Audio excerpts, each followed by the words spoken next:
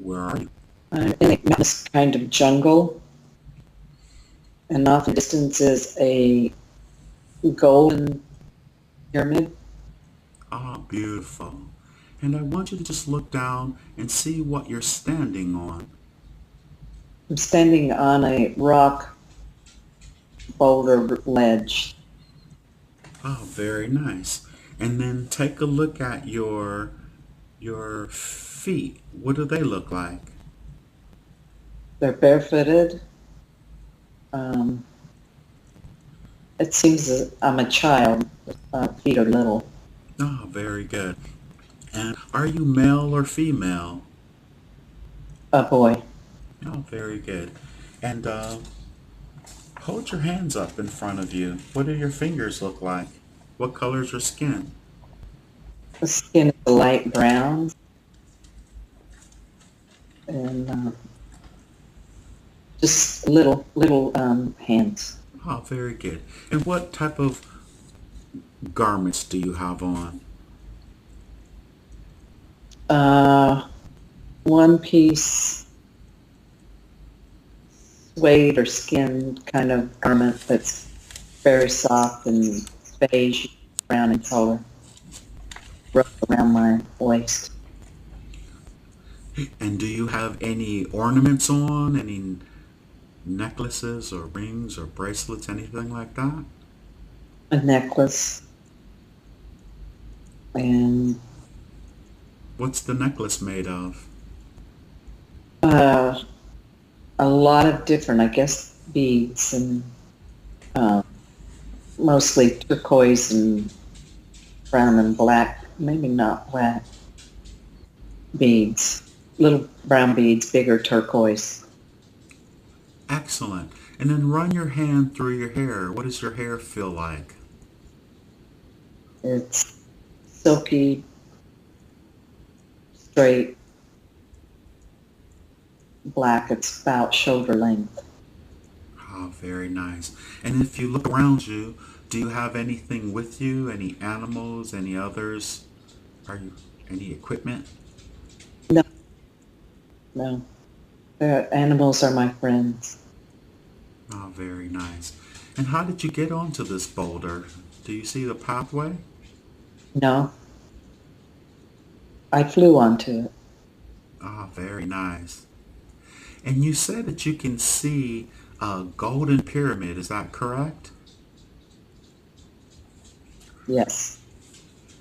What I'd like you to do is right now, I'd like you to just magically float up into the air. You already said you can fly. Is that correct? You believe you can fly?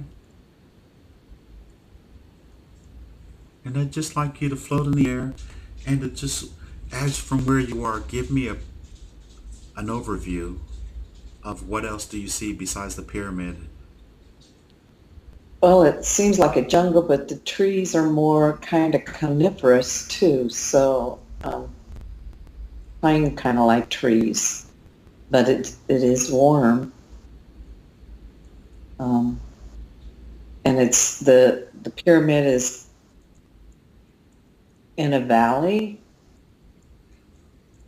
The mountains that with the ledge I was standing on kind of comes up to that valley, but on the other end of the pyramid, other side, I don't see more mountains. I don't see. It's kind of like everything goes away. Totally understood. And if you look back down on the boulder that you were standing on, does it look like the only way that you could have gotten there is by flying? Yes, vegetation is very thick.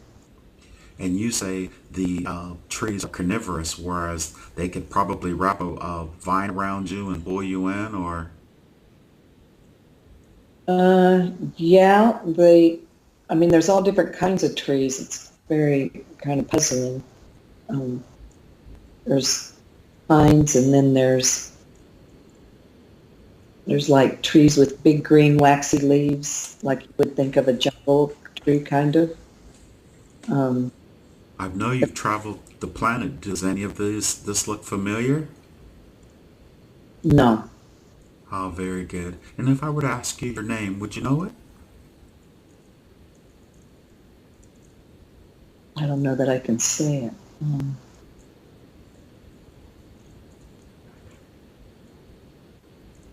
Sharuka. Sharuka. Very good, Sharuka.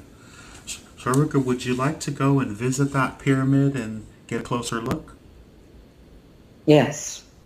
Oh, very good. Seeing that the vegetation is carnivorous, let's fly over to the pyramid. And flying up, you don't have to fly. I know you're going to get there soon enough. Could you describe anything that you see down below you, such as any type of animals or other humanoids? No, it's just all the trees. It's very, very isolated. Very. I don't see any civilization. I don't. All I see is light now. And let's go ahead and land. Let's get there in a count of 5, 4, 3. Halfway there, 2, almost there, and 1. You've made it. Where are you now? I'm inside it. Ah, you're inside the pyramid. Do you recollect how you were able to get inside? I just melted through it, kind of. Ah, very good. And what are you standing on? Um, a gold stone floor, I guess. There is lines on it. I don't know if they are stone or stones have been. That's okay. Don't try and figure out. Just go ahead and describe whatever you see. And what about in the room? How tall is the ceilings or the roof? In Um, I would say 40 or 50 feet. Very tall. Excellent. And how is the space shaped? In the shape of the pyramid. So you're inside a triangle room within the. Yeah. And how are the walls adorned? There is writing on them. They're gold and shiny. It's like you have to focus on an area to be able to see what's written there. Understood. And is there anyone else in the space with you? No. And just that being in that space, what do you think that space is? Do you think that's where you live, or what is your impression of the space?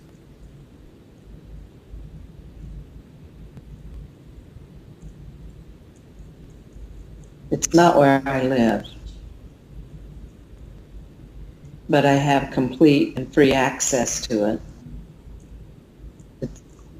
Very good. Well, we're going to come back to this pyramid later, but now I'd like you to go to where you live, where there may possibly be others, and we're going to be there in a count of 5, 4, 3, halfway there, 2, almost there, and 1. Where are you now? I'm in Egypt, I think. Yeah. Very good. And describe your surroundings, please. I see the Nile. Again, I'm high above it on a ledge of a building. Looking at it, it is a busy. There's people all around doing no work and such.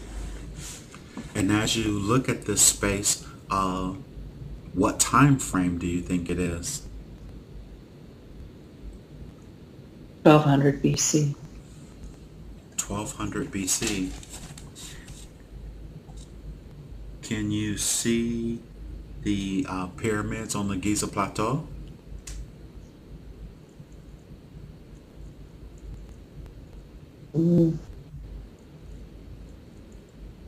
I think they're behind me. They're close, but I don't see them what I'm looking at over them behind me. Okay, so is it possible for you to go to the other side of, like you say you're on a balcony on on this building, and if you turn around and go into the building, What's inside the building? Great hallway, um, lots of pillars, a lot of people going and to and fro. So basically, you live here in this city, but do you live in that building there? You think you're Yes, I live in a building. very good. Now look at yourself. How are you dressed? What are you wearing? Uh, a long, uh, shimmery skirt with that's waisted. I'm a female, so I'm wearing what the women wear. Then there's a bodice top, but my space between my top and my skirt is bare. Bracelets all up and down my arm, 3 on the left arm, 2 on the right. Um, Rings, headdress. Who are And you? Do you have a name? Do you know who you are? Just curious. hot should put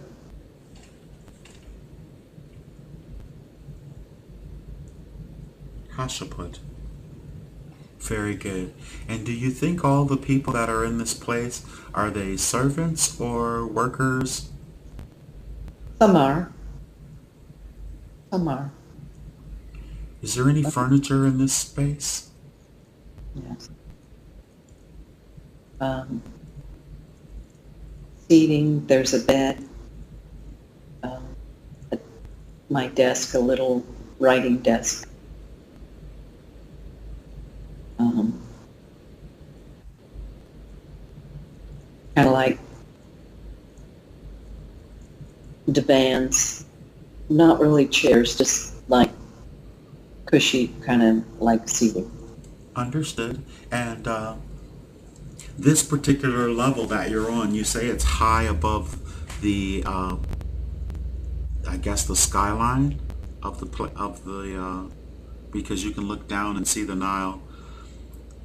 How high up did you actually think you were? Say, for instance, you've been to a big hotel. Like, what floor do you think you could possibly be on?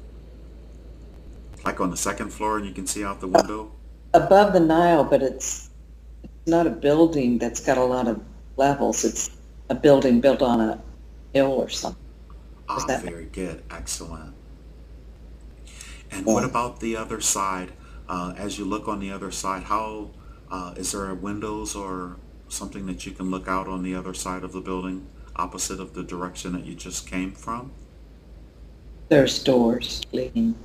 Ah, very good. Let's go to the other side and see what's out those doors.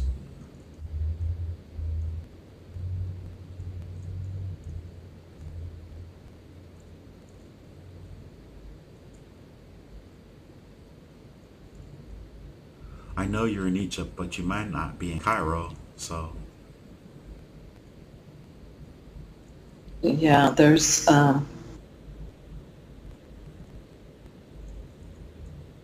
if I'm standing on a covered patio with, and there's a bunch of columns overlooking um, a plaza where people are again going about doing their whatever. And across the Nile kind of circles around, and across the way is a town. I ah, see it. very good. Do you, from your impression, how old are you? 30 maybe, 30. Do you feel like you have a husband or maybe children or a family there?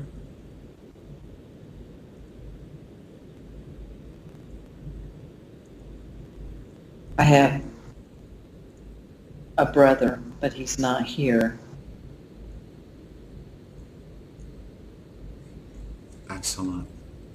Now, out of all the people that are standing around you, is there anyone who is almost like your guard or someone who stays close to you at all?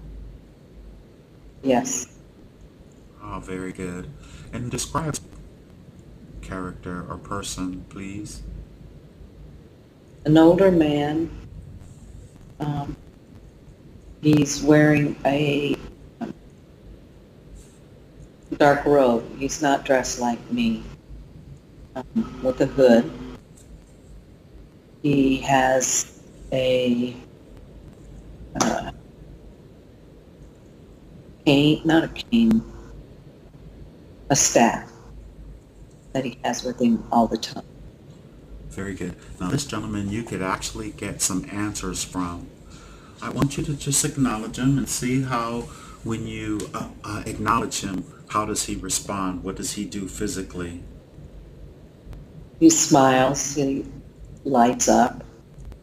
Um, his eyes are very sparkly and gentle. He's been with me a long time. Does he feel like guardian? He's a guardian and teacher. Uh, he is an intercessor. He stands between me and others. Ah, very good. And I would like for you to ask him what your role is, and he'll tell you. He actually knows what you're doing. I'm queen. Ah, you're the queen. And it was not something I wanted at all. Do you have a king? No.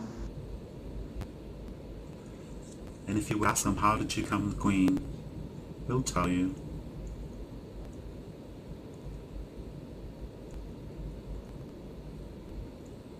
It was decided that I was the most qualified.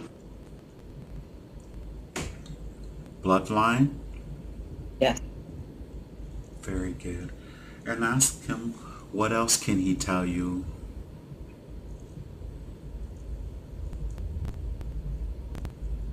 What could he share with you? That I don't wear this crown lightly.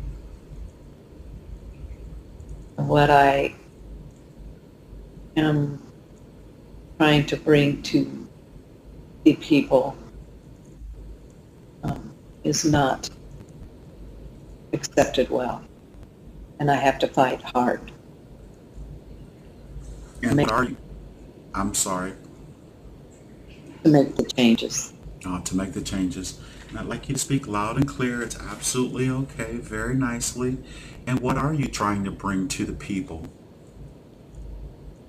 To help them know that they are all sovereign souls, that they all are God's, and that they need to wake up. That joins us, or whatever they are. And They are, and this is hard for them to accept. And is the reason why it's hard for them to think in those terms or in that way? Have they been suppressed before? Yes, they're slaves for the most part. And who suppressed these people? Who were their?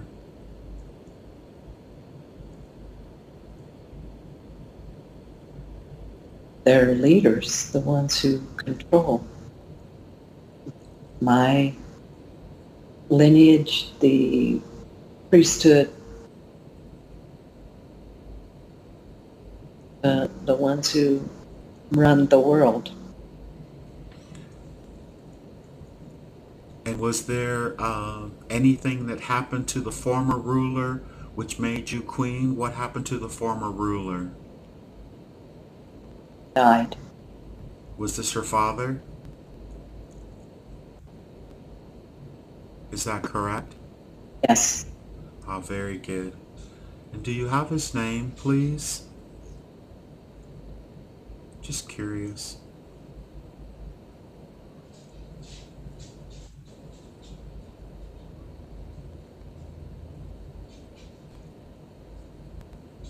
You may ask your guardian. I call him Taruta.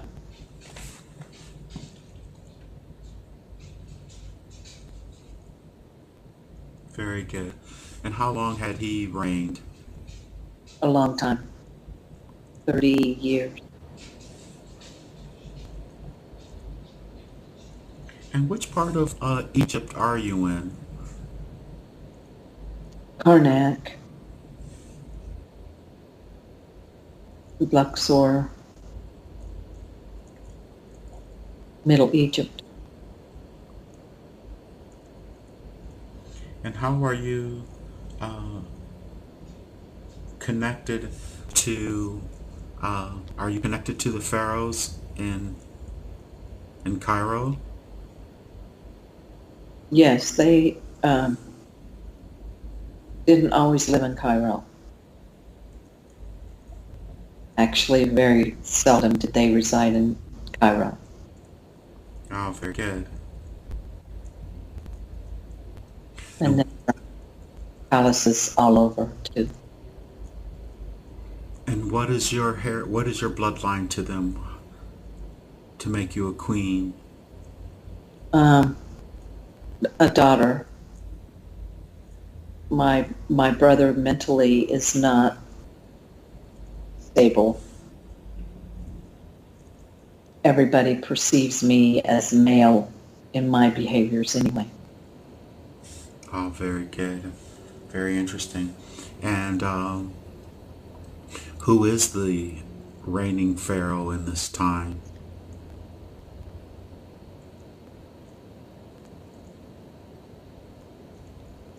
I'm getting cut. Repeat that, please. Tut. Tut. Tutankhamun. Tutankhamun.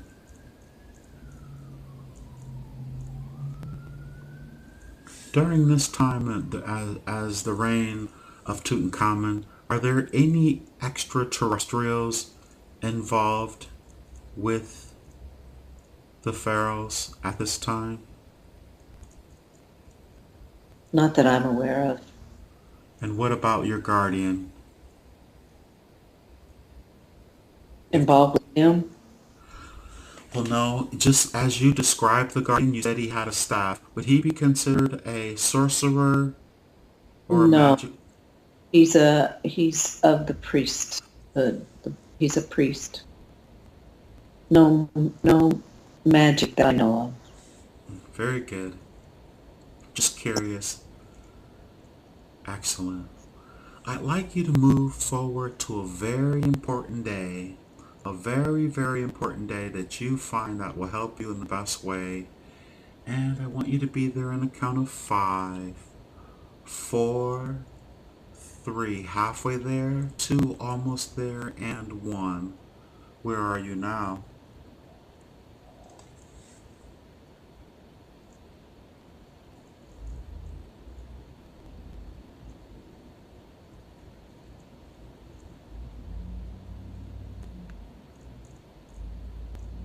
I'm in the void, the space. Very nice. And what does it look like in the void? Total darkness um, all around. Ah, excellent. Now, right behind you, there's a beautiful light. And if you look at your shoulders, you'll see the light coming over your shoulders. And tell me when you can see the light coming over your shoulders. I can.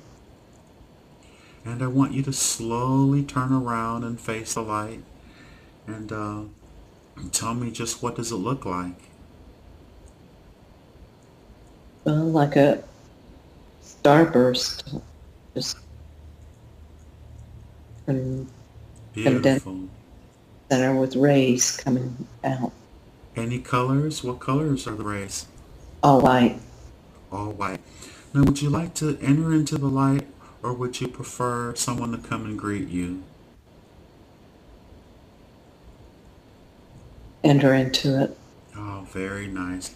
And let's go ahead and enter into this beautiful light. And you are safe and protected. How does it feel just coming close to the light?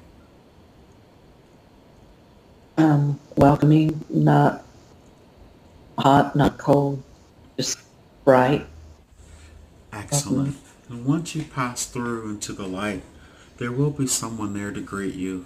And just let me know once you've passed into the light and who comes forward to greet you, please.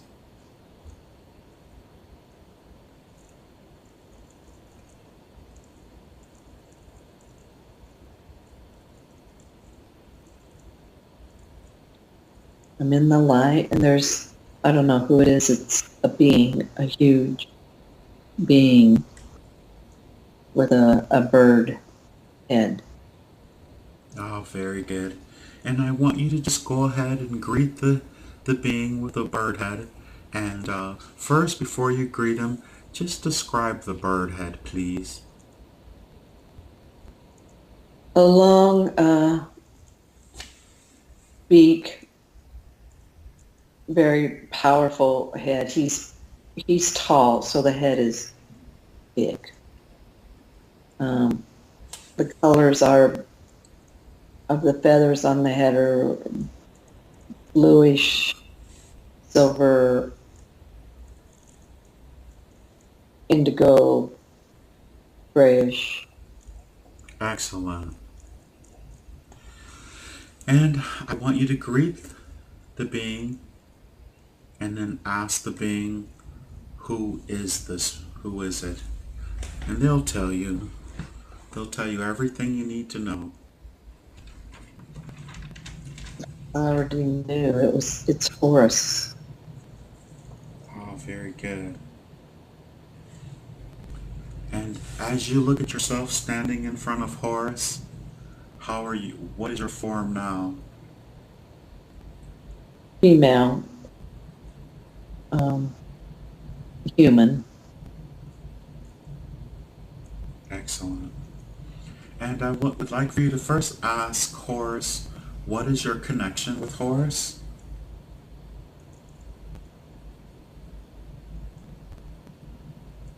The creation codes.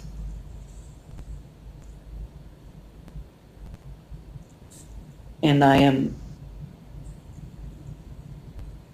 of the angelic devic realm, as is he. The angelic, could you repeat the last word again, please? Devic. Devic, very good. He has a message for you. Could you receive the message first?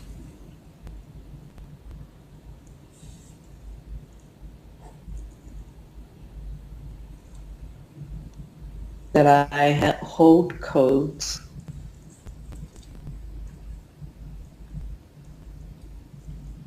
I have had codes.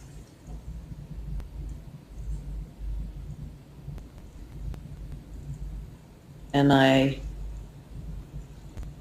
spread the code. Very good, loud and clear. You had codes, you have codes, and you spread these codes. And you were spreading these codes where to then? Through creation. Throughout creation. And could he elaborate on the codes, please? Just for better understanding. They're like computer codes that affect the DNA of life forms, human type life forms that come from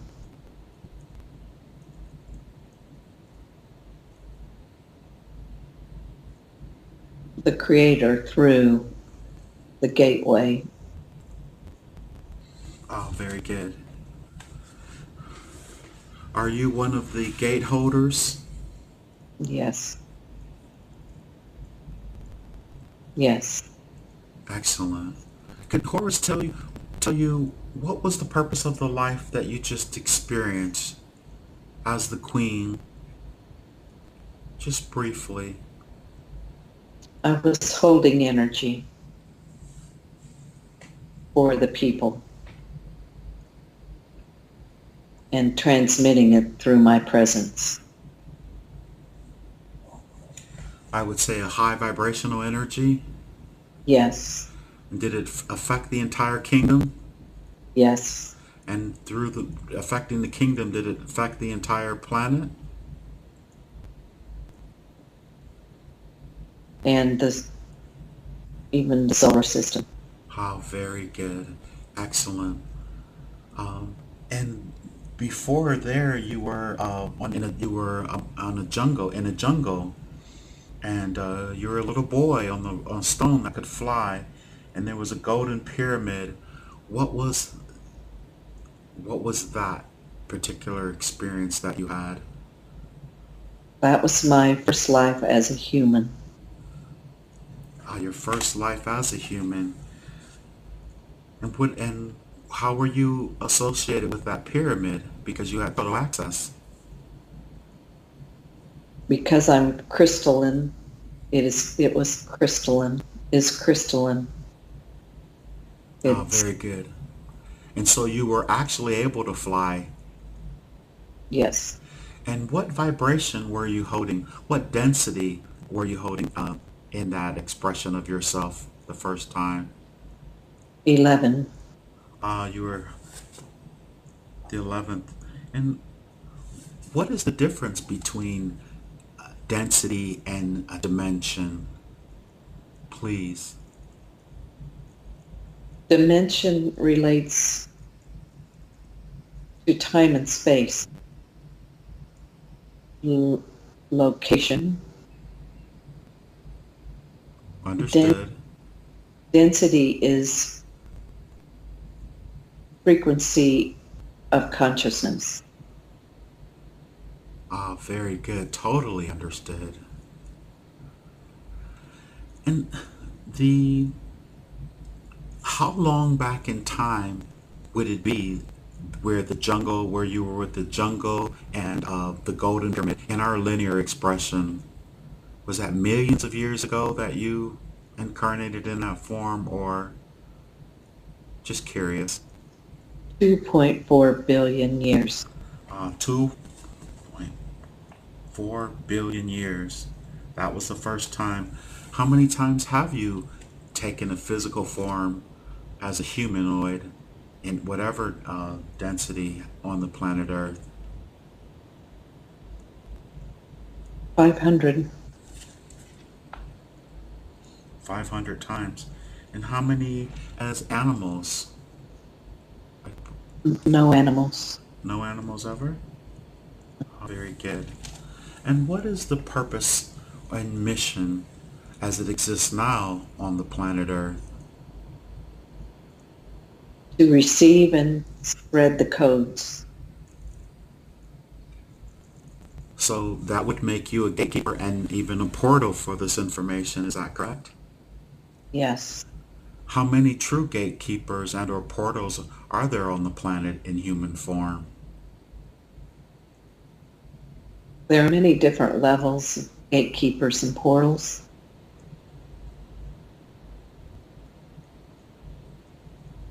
There are portals in each city, and there's more than one. Gatekeepers there are less of. And what is the difference between a gatekeeper and a portal? A gatekeeper opens a gate, cleans the gate, maintains the gate, protects the gate, Very good. and does receive codes for the gate. A portal carries the codes amongst the people. A portal moves.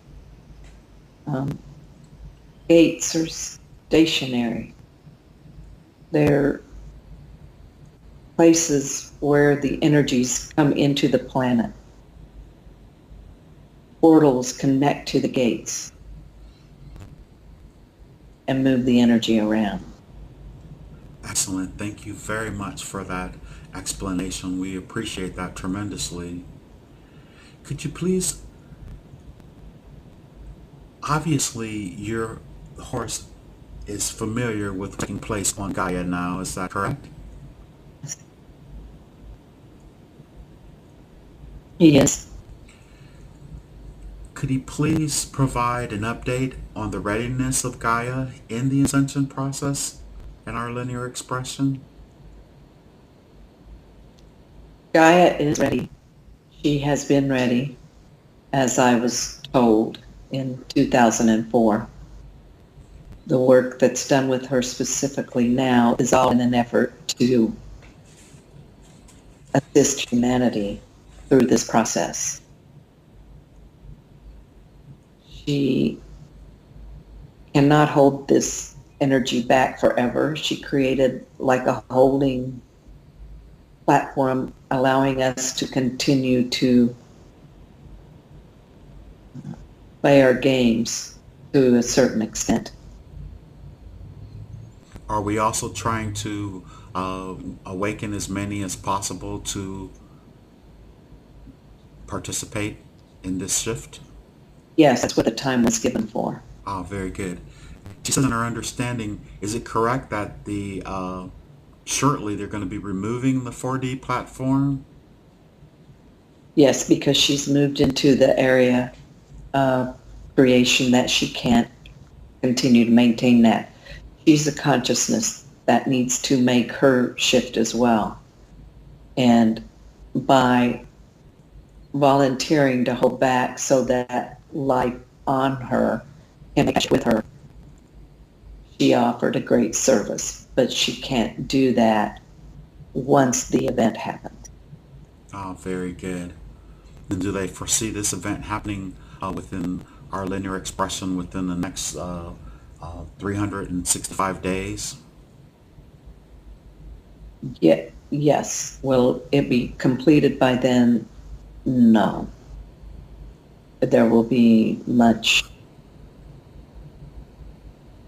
change. So, Oh, very good. Are there waves of ascension for humanity? not in the way in which people have been taught. The waves are those that have shifted in frequency, and they don't all just turn on at once. It's a gradual building of them.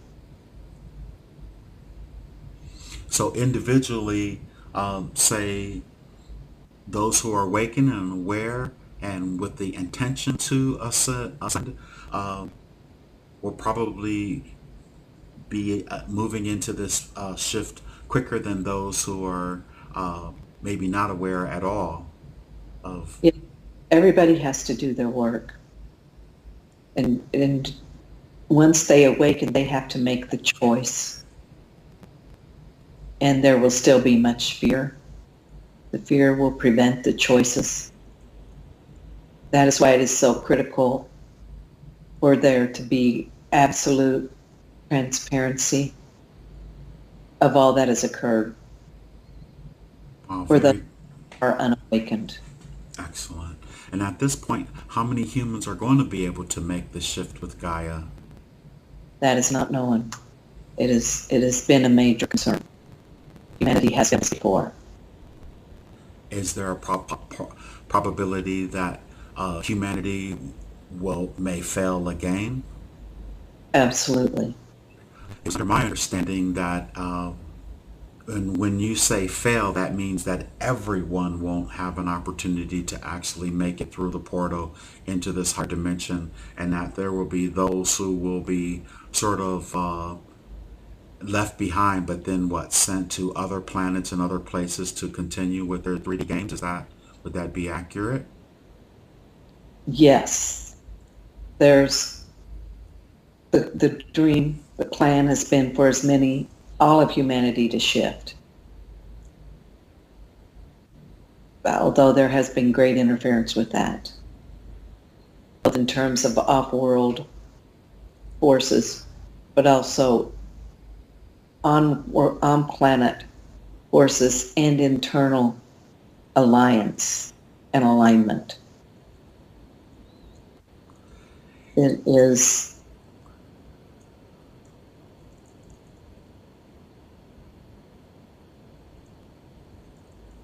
loud and clear. this one was told the door was closed. Also told in 2004 that it was uncertain as to the success level for mankind, and that all the resources were being shifted that had been being used for the planet to help her create her 5D body to humanity. And when you say all of mankind, you mean not every individual in mankind, but those who are resisting and still lost, so to speak. All of mankind. We So, we those that are awake, there's a threshold for ascension. And even though we are awake, there are things that we need to know and understand to be able to go with Gaia. It would be like taking a first grader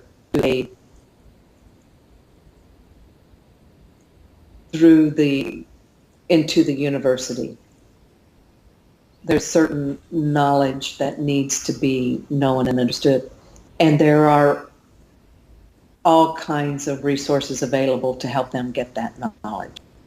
well, is there seeing that everyone that has lowered their vibration to physically manifest on Gaia in the first place, don't they have a higher aspect of themselves with full remembrance already? And how come that full remembrance can't come in online in this process as we're going through these higher vibrational areas? I thought that's what this whole thing was, as opposed to, okay, you're not going to make it because you didn't rise fast enough. So, of course, you say they can go to other planets and other places to continue with their 3D games, so to speak. But how does There are two lines of origin of souls. There are cosmic souls that on this planet. There are souls that have come from elsewhere, understand? either straight from source or from other experiences on other planets or in other densities and maybe even dimensions. Would those be considered humankind, or those are starseed, so to speak? They're what you know as starseeds, yes. Okay, so and in my understanding, just to be clear, the starseeds are not counting them amongst humankind, so to speak. When you say there's two different differentiations. Oh, yeah, no. They came in and have their souls originated elsewhere. Where people get confused is not understanding that there are souls on the planet whose first iteration of any kind came from Earth.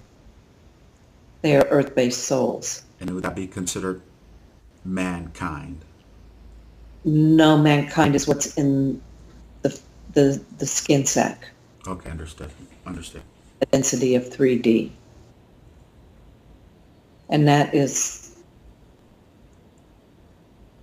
there are different levels of man. There's unawakened man and awakened man.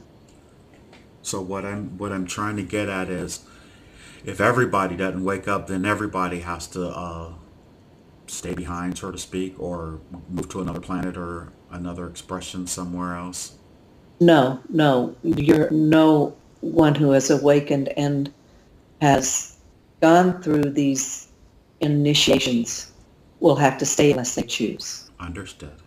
There are many choices. There's not only the choice of awakening, there's the choice of moving further into towards creator, which of course is many, many, many. And there's no words in terms of the experience. And And what many are, there are those that are going to create totally new expressions. understood. So basically, and of course, when you say moving, basically vibrationally moving. Yeah. Okay, excellent. So tell me about, if you would please, the whole light being that showed in the pics at Stonehenge. Who was that, and what was the purpose behind that? The purpose behind it was to let her know that we were very close to being able to be physical in the present, that we were able to be detected through a camera's lens. She knows that she was to take that picture into ceremony as she initiated others to receive that energy, the codes that whole light being carried. Amazing. And what was the Star of David on its chest? What did that represent, and what does that?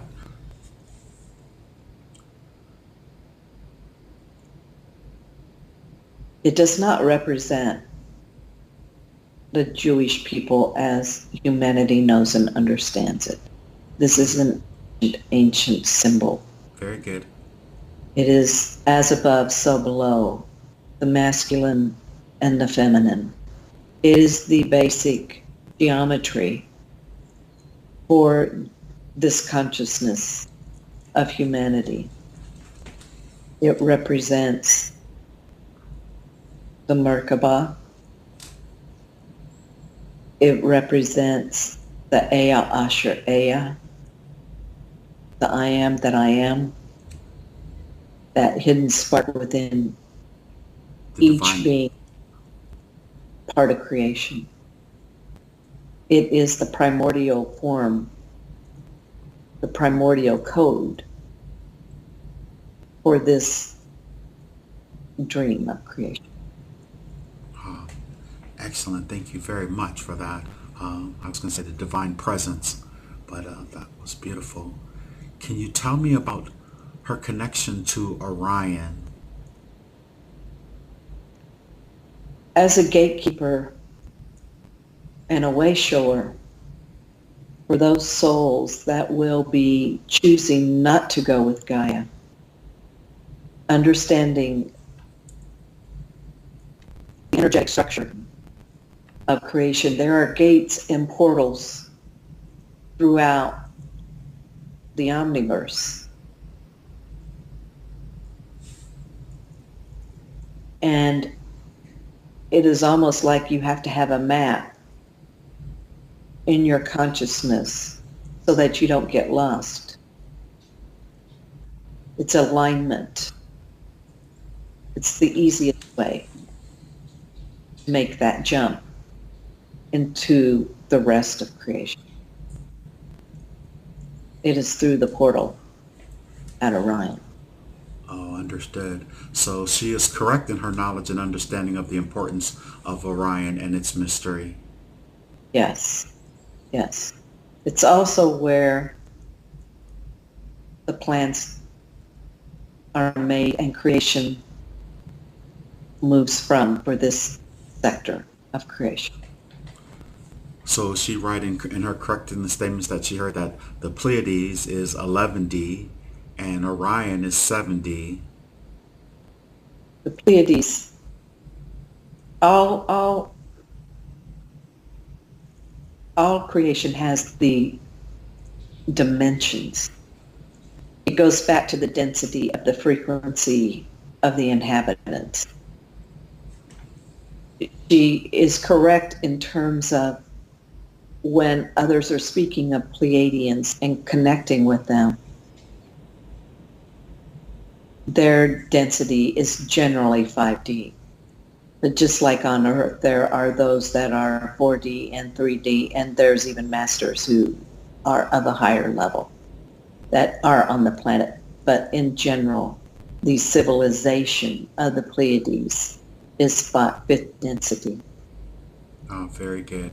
I hear that everyone who physically manifests on the planet Earth has to go through 11D uh, uh, to get to be able to incarnate in a physical form.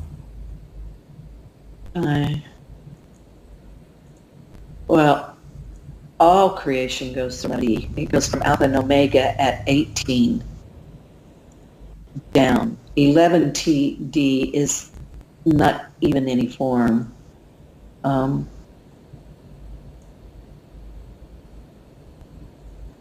it is certainly not a singular consciousness.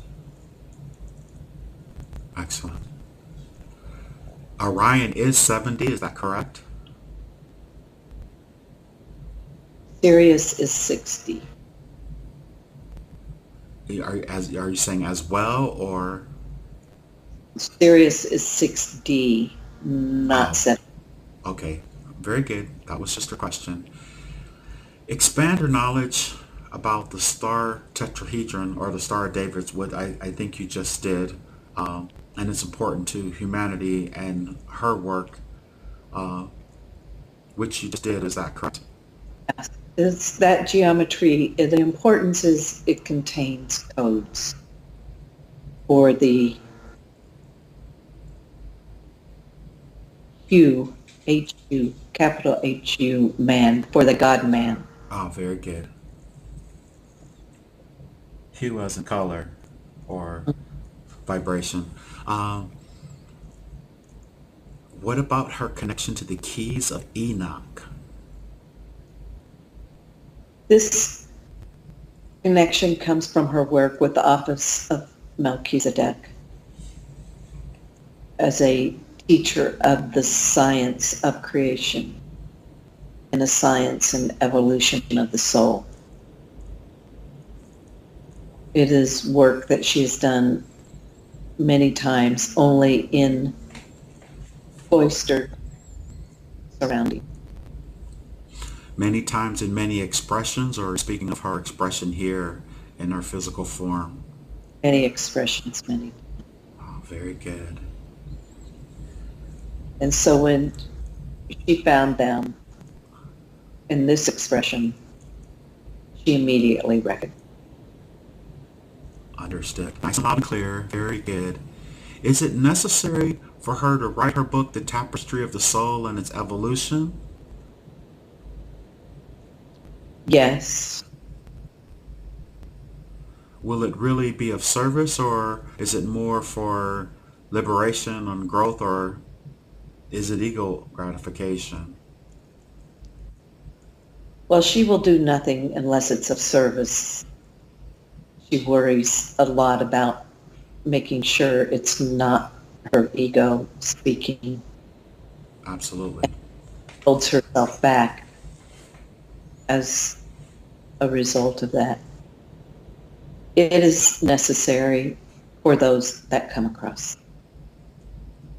Excellent. She was wondering that, if, it seems like everything has already been written, but I think her perspective and her particular energy and creative gifts will bring new life into information. Would that be accurate? Yeah, she has a way of synthesis that many who have maybe come across these teachings before were not able to reconcile in their thinking. And it, of course, does not fit in.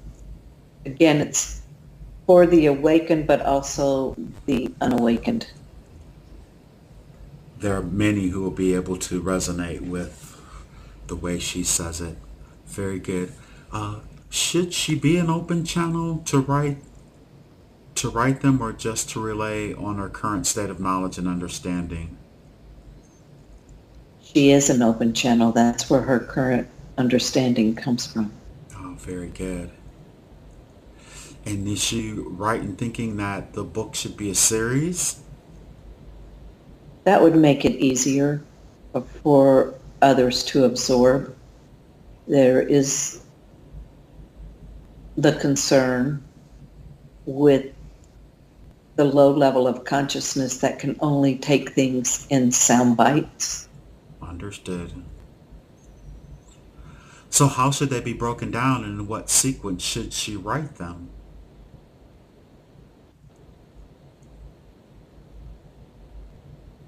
As creation unfolds. Should they be, From I'm sorry. from creation at the macro level, because they will not be able to understand the micro level without that. Understood. Should they be basic or written with more uh, initiate initiates are for already on the path? Basic, because the concern is for the unawakened. Ah, very good. Understood. And what is the timeline that she should focus on? That she should, as far as writing them?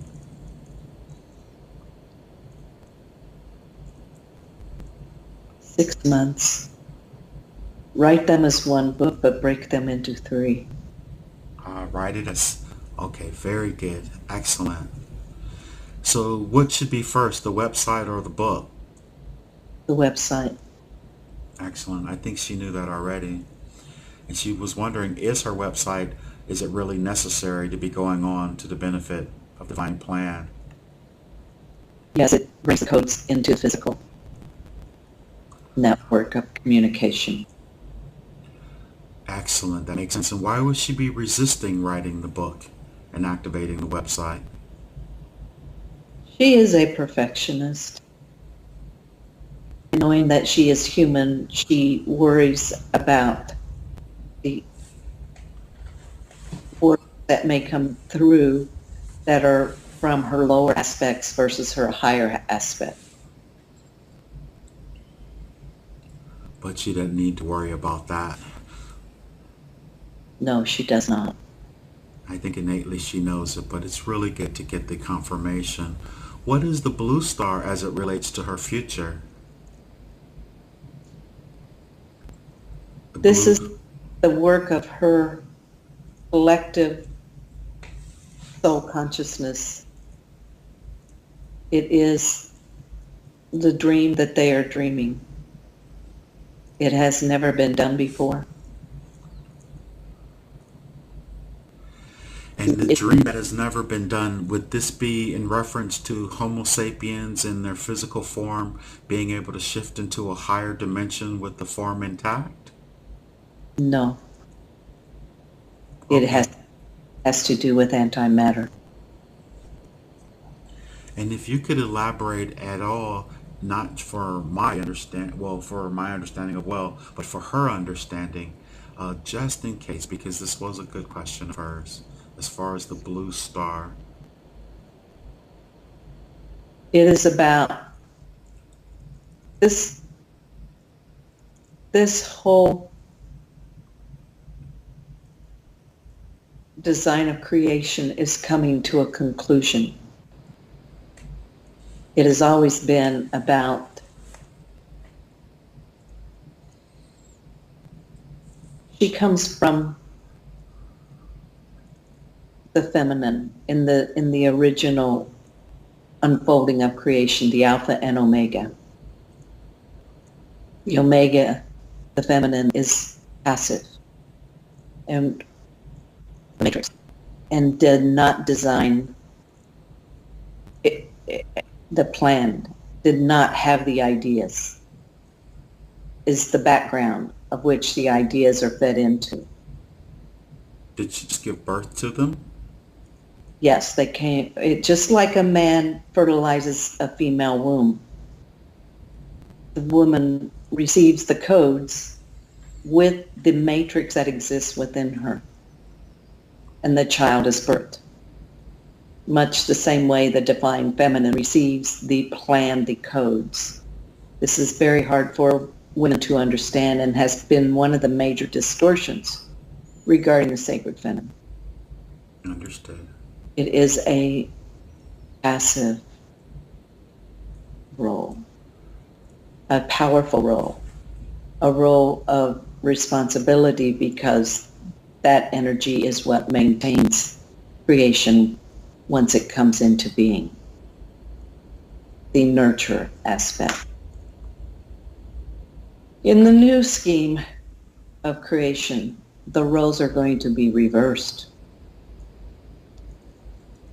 And the feminine is going to be the one that is the spark, if you will. This has not been done before. And obviously it is not a single soul, it is a collective work, and it's to take all those experiences and go into the micro versus expanding into the micro versus expanding into the macro. Oh, amazing. So she's giving birth to a new dream then, as Yes. as the old dream fades. It is something that she is considering. Amazing.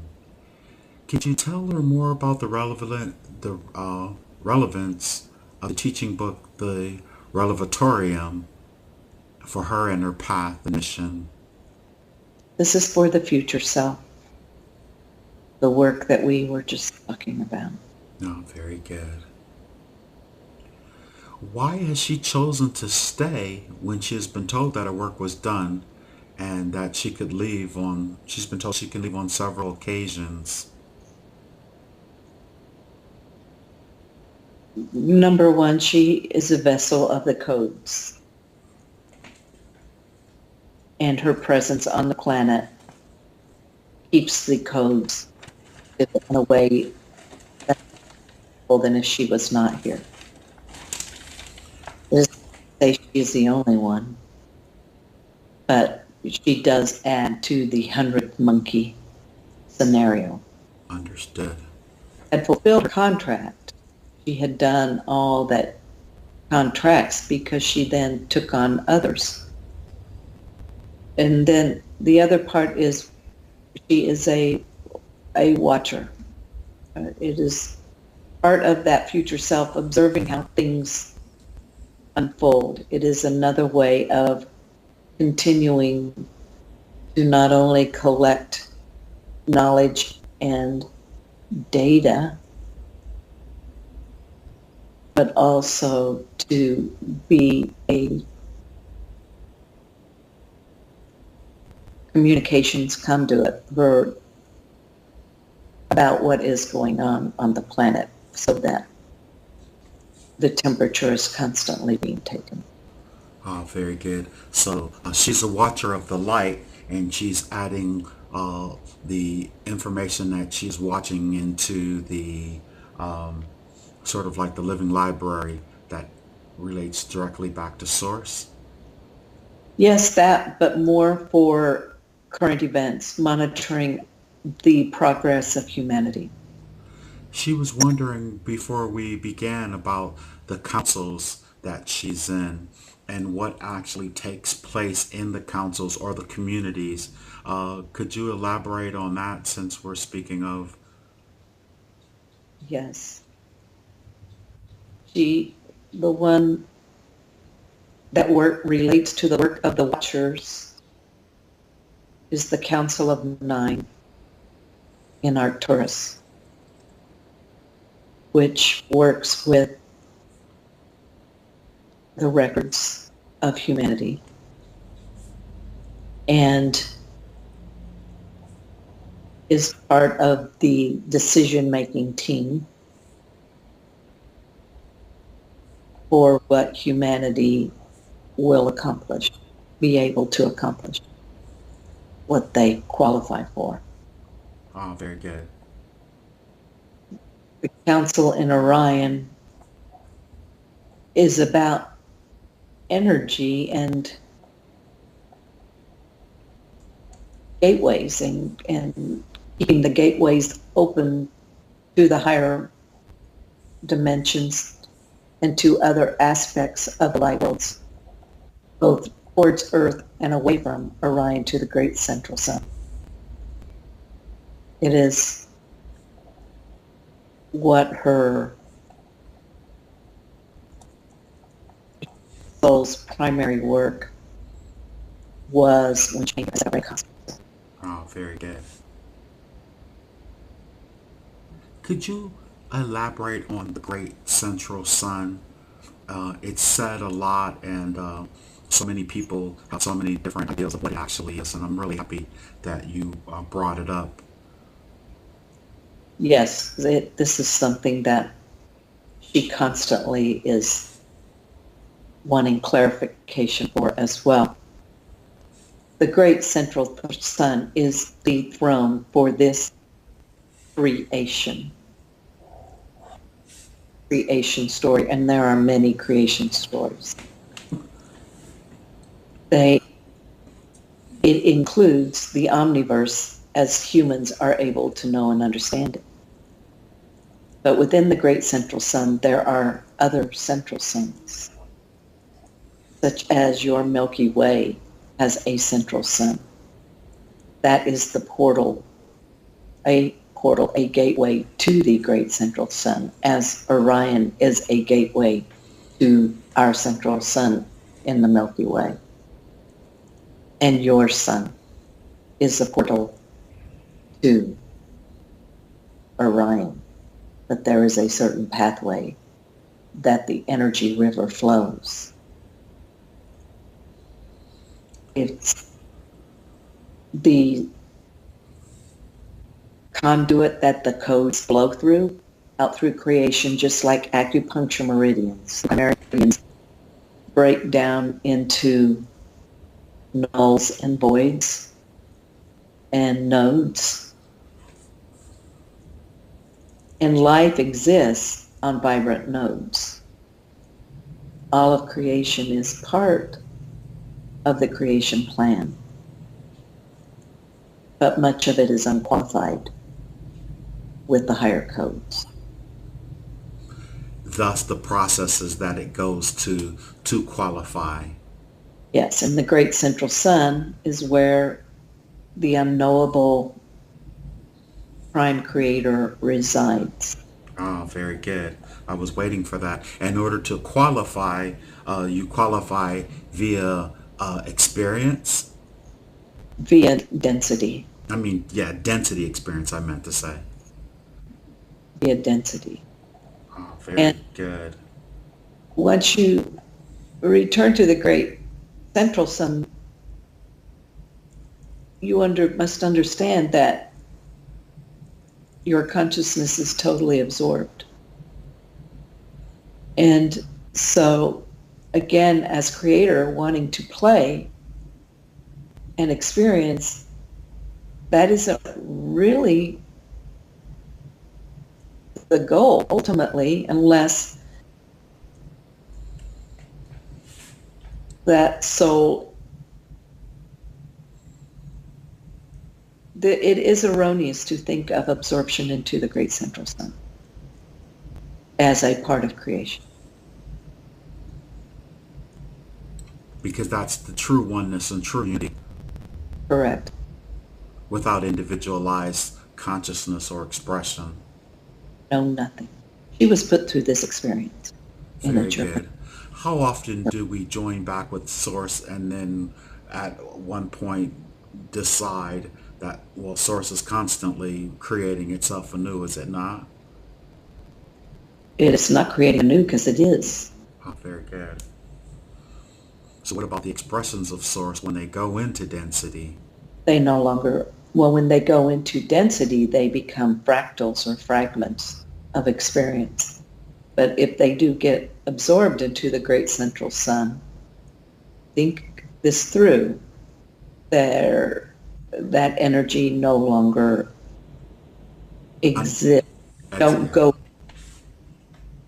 I I do understand what you're saying. I I meant to say into density first, and then they can create themselves anew over and over and again, over and over. How often are souls actually reconnecting with Source? They touch I it, but mean, they because they're this is beyond my pay grade, but based on when they go, if that great central sun ever reaches its end, they would all be absorbed and go into a different creation story. okay. Not to say that there's anything unconnected to Source at all, but we're just speaking about density, and so very good, amazing, wonderful information, and we're very thankful and grateful for the information that is coming through. At right now, the now that is part of this work. How does it have to do with her voice, Lynn's voice? That has to do with her future self as well. Is this her future self in this in her linear expression as Lynn, or beyond? Voice is very powerful for here, but what she's fearful of with the voice is creating incorrectly in the mission of the star. But it's not possible for her to do so, is it? No, but mistakes have been made. When the vision is not clear and not well defined, then there's room for distortion. Thus meaning And she has more work to do? Would that be accurate? no, it's this is her work with her higher collective and working together in unity to create this thing that's never been created before. I understand. So is it in her human expression where the fear emanates from as opposed to her higher expression? Yes, she is one who's been able to destroy with sound in the past. Oh, very good. Very, very good. Now, what is the importance and relevance of her personal Stargate? This was brought to her by us for her to assist others, but to bring the codes and anchor them in the particular geography that she is in as part of the chain of the star tetrahedron around the planet. Oh, very good. And when you say we, when you represent yourself as Horus is a collective, would that be accurate? Yes, And what makes up the collective of Horus, if you will? the collective of Horus is the lineage that works with and carries and molds and fashions the codes, even beyond 7D. As the ones who brought it to her actually were 11th dimensional. We are. Oh, very good. And what is her connection with Hank or Henry Jones II? We're doing this together. Um, how was she led to me or guided? For the next level of work, as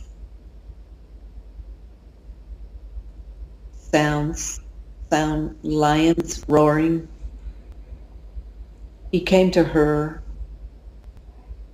through the passage of Lion's Gate. It is when they planned to connect. They have worked together on many, many projects and are working together on many projects. She is a carrier of codes for him. Could you repeat that again, please? She is a carrier of codes for him. Oh, very good.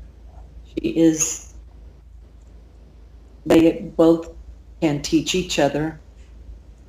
It is to bring together, an attempt to bring together the communities who will create those zones of light for the education of humanity. So Lynn is a teacher as well, is that correct? Oh, yes.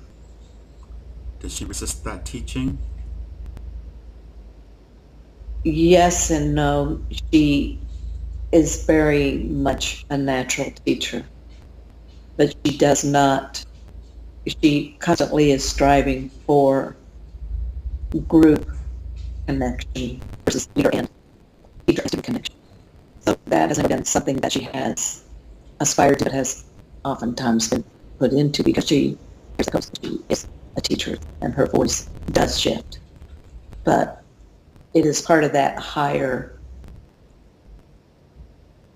goal of group consciousness that she is one who is trying to create on this planet and is encountering much difficulty doing so, as she was advised she Okay. would. And I just had another question just to clarify. You said you heard lions roaring. Yes, the Lion's Gate that we just passed through, the lions, think of their roar, they change the vibration. And vibration is sound. Sound is, of course, the word, whether it's Absolutely. spoken word or the written word. They are codes, and the word is codes. So he came roaring through during the Lion's Gate, and she shared with you her name is Lioness.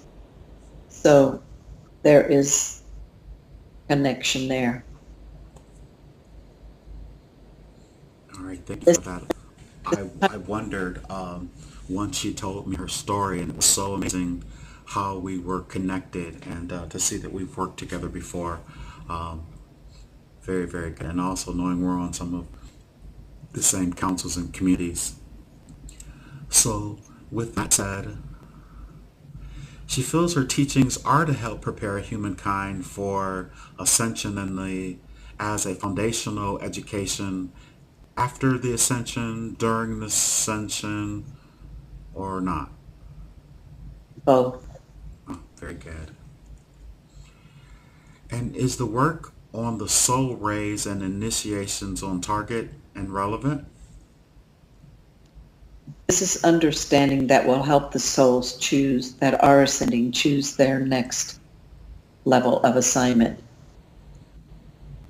It also helps awakening souls to understand their beingness and to be able to reconcile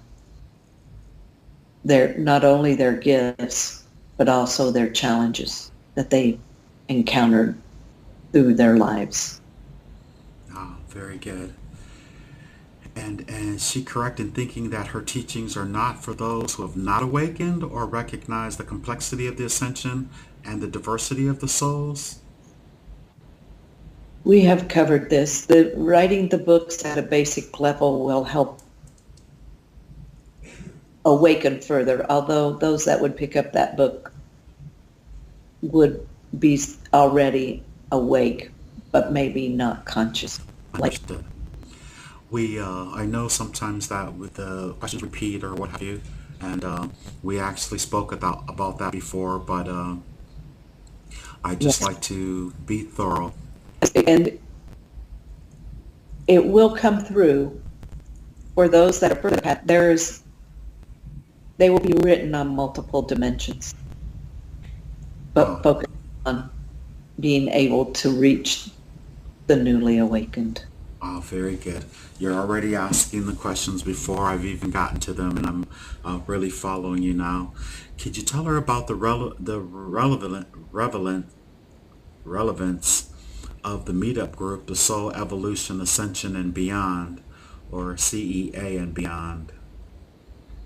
This group we asked her to do because, first of all, Nashville is an important portal on the planet and gate to try to establish again group consciousness that is aware of what is going on with the shift, and to start with the new energies that have come through and have anchored, to see how well they spread through the consciousness of those that she has connected with physically as well as through the Facebook group.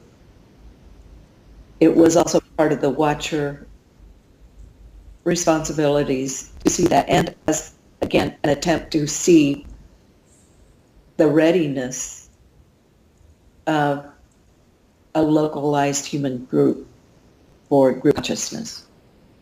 Oh, very good. And what more must she do to prepare personally for ascension? She must take the brakes off. And how was she putting the brakes on? She holds back because, again, her work is to be present, and it is hard to be present as a human and take the brakes off. It is also, some will take the brakes off, and that is their particular path. Hers has not been. She would not have stayed. Is she worried about what others around her, how they'll perceive her if she took the brakes off? Maybe 10%. It is not a big factor. Oh, very good. But the best thing to do is to just take the brakes off. And she understands that. Is that correct? Yes. All right. She does things that, and it is painful for her to stay in the physical. This is this more mentally and psychologically, emotionally, as opposed to physically? Yes. Understood. Pain, I mean. Okay, Yeah. okay, understood. But you're doing everything that you can to help relieve that, I'm sure. Is that correct? Yes. She visits, experiences the sorrow. She is one of the things that we've worked with to get her okay with is, as you have questioned, those who are left behind. No, very good. And with that sorrow, it can be very motivating then. It is motivating. It's also, she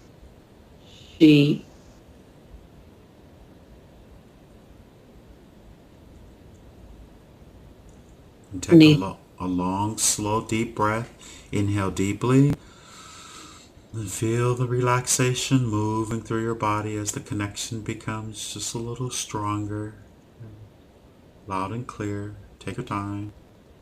so the breaks have been because she has also been adjusting to the realization that not all will choose to go towards the light, and that this is okay. This is also part of the plan of creation. It is a choice each soul can make and must make. The hope is that they will go towards the light and become a part of the light worlds. And as we have told her, there are those who will work with those who have chosen to go the other direction. Is it not true that all roads lead back to source and that eventually in their own time that they will achieve this anyway, even if it's not with with this planet and through this particular process? Yes, but think of all the terror and persecution and murder that goes on in this planet. Many, by not awakening and make the choice, will be experiencing more of that. So And we're so it's in our understanding that as we shift into this higher density, those who are awakened and ready and aware with the intent to shift into this higher density, those that are sort of left behind, even though there's nowhere that they're going except for from one density to another will still be, will they, it's in my understanding that they will then leave the planet Earth, and maybe or their expressions will incarnate in another place, in places where they can be healed, in places where they can continue a 3D existence without the negativity and the drama and the low vibration that is here. So is that correct? And they can choose the drama. Oh, and if they choose the drama, are they choosing the drama out of free will, or out of because they're lost and they're amnesiac and they've been manipulated and programmed so much to where they can't escape it? They are given choices. All will be given choices. They will have to choose. There is a new term of service to self versus service to others. They are both paths. Oh, very good. And then with that understanding right there, does it make it much easier for Lynn to be able to take off the brakes and still move forward? Yes, and to move forward and to understand that her work is with both of them. She does need to try to awaken, continue her work, trying to awaken those that are under service to self that she encounters. Understood. Very good. Um, well, yes, that's the reason why she stayed, because she has a desire to help. Defining ascension. So many people have so many definitions of ascension. Could the collective of Horus please define ascension for us in this moment? Yes. Ascension is a gradated process. And there are, just like again, we will use the analogy, you don't graduate elementary school till you've gone through kindergarten, first, second, third, fourth, fifth, sixth grade. There are paths, there are not paths, there are levels within levels within levels. And so ascension is that process of moving up through those levels, but there are major graduations on that pathway. Major opportunities, and there are certain ascension jumps, if you will, that can only take place in certain times and spaces. So when we speak of ascension from 3D to 4D to 5D, well, again, we're talking about frequencies of consciousness and moving more towards unity consciousness, collective consciousness. Prior to a major shift from 3D to 4D, this is what the initiations are. The first initiation of awakening or birth. The second initiation of the baptism. The third initiation of the transfiguration. The fourth of the crucifixion. And these are also, can only be accomplished by a third density level when the light streams are available to go into the higher initiations and literally make the shift. For instance, those that are ascended masters 7D may not make that shift until, it is very rare to make the shift until all of the energies are lined up. Oh, very good. Ascension 7D. I'm sorry. Ascension is complicated than, again, the vernacular of the New Age, which speaks of mostly conveys, and therefore they literally stop the ascension process because it is ongoing. It is just like in the mystery schools. You had to go through those steps, and you had to be conscious of those steps. It is easier now. It does not take a lifetime. Understood. And you said that it has to go through certain space, certain energies in space. Are you speaking literally like right now we're traveling through, our solar system is traveling through a very, really high vibrational area in the galaxy. Is that Yes. okay? Very good. And also, just an interesting question that just popped into my head. You know how we always say cloud nine, or we're cloud cloud nine. I'm sorry, I was thinking of cloud seven, but you always hear of cloud nine, and I was never mind. I'll just stick with what you asked me here. What is the meaning while in meditation that the door is closed? That had to do with the hope of what the, quote, New Age culture or religious path would create. It was closed because they got lost, as all other religious paths, in the ego streams. And they were actually creating more harm than good. This is not something she has been willing to share. It also related to the role that America would play on the planet in terms of the original dream and plan as a beacon of light unto the world. She made decisions, and that's meaning the people, the decisions they made. And this was in 2012 when she was told this summer. Decisions had been made by their collective consciousness through what they were creating through their culture, to where they could no longer be that beacon of light. And that has transpired, has it not?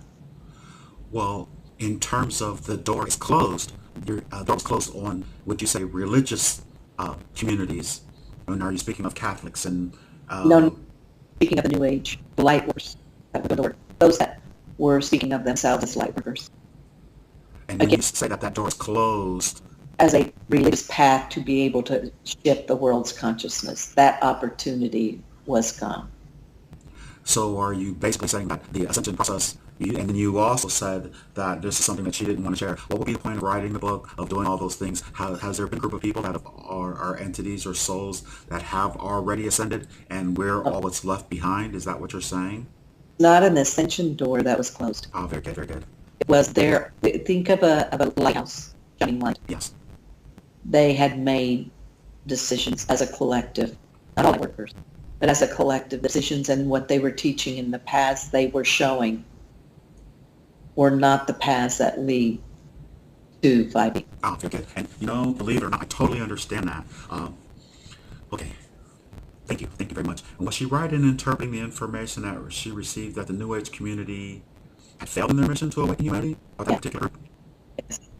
Yes. And so about the remainders of those who are still in this community, or apart from this community, such as you and myself and many others who are still holding light and still shining our beacons and writing the books and doing these sessions and everything that we can in order to get them through the portals and these gateways. They are being given the help and given the resources. The bad thing is that they could have gone as a collective group, such as the power of the Catholic religion. If they had pushed through the ego and the judgment and the elitism, they could have reached so much more so easily. They could have done a world focus. And now, none of that work, the positive work, is negated. There has been a reset, if you will, and bringing them into the things that they resist. Understood. And like in the very beginning of this, you said that there were outside forces and manipulations that had taken place that reinforced the negative agenda, so to speak. Yes. And how does that play into, because it was against our free will, was it not? We all agree to it. Okay, so it was within our free will and we chose to do it. And so, okay, very good. So it makes us all responsible for what's going on right now. Very good. Now, you defined dimension and density earlier, and thank you very much. That really was brought home for me. Could you validate and expand for us this understanding of soul evolution, initiation, and ascension? The soul evolves. The soul is a fractal. There's many levels. Kabbalah has taught it. Indigenous teachings teach it. Certainly, the religions teach it in some form or manner that the soul evolves. The New Age community and the Tibetans and the Hindus understand that more than others because they accept the various ascended masters versus Christianity and even the Muslims. Somewhat Christianity with the saints and the Catholic side. But each of those beings that have been recognized as being saintly really those that are on that, what we would call the ascended master path, who have achieved different levels of evolution in the soul. With that comes different levels of responsibility for the masses. If you have done any studying and connection with the ascended masters, while they connect with us individually, their work is with the collective, and they are always focused on the collective and bringing in their unique piece of that tapestry of the collective to create a whole garment. And so the soul evolves from the moment it is first incarnated. That is what many do not understand. It continues to evolve through the good lives, the bad lives, the in-between lives. It is always on an evolutionary force of some sort. The question is always, what is it aligned with? First, the first decision, if we're working, let's say you work with chakras. So from the first chakra, it is at the evolution, a soul that has just been incarnated needs to learn to survive in a 3D matter body and has all the trials of being a caveman, learning survival on a day-to-day basis in whatever milieu they are in. Very, very tribal because, again, survival is more easily accomplished when we're in a tribe. So therefore, we see cults, we see gangs, we see groups, families work from there as well. And that the soul evolves to the emotional level, and then the mental, and then the heart, which is really where the initiations begin, when you have made that heart connection. And then that's when the understanding and the emotions and everything have been built enough that it makes sense. Why here? Why now? Why choose this world of duality? What has the soul been brought here to learn? What more does it need to learn?